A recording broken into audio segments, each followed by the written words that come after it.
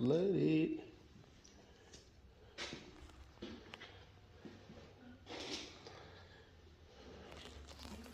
It's me again. Feeling like doodle chasing. Knocked off this cap here.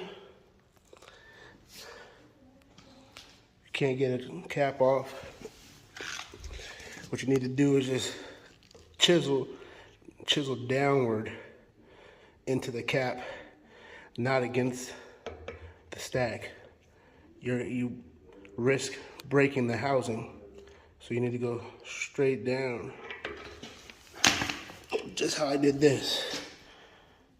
See how I chewed up the rim and the cast iron, not the housing? We're gonna get this baby open.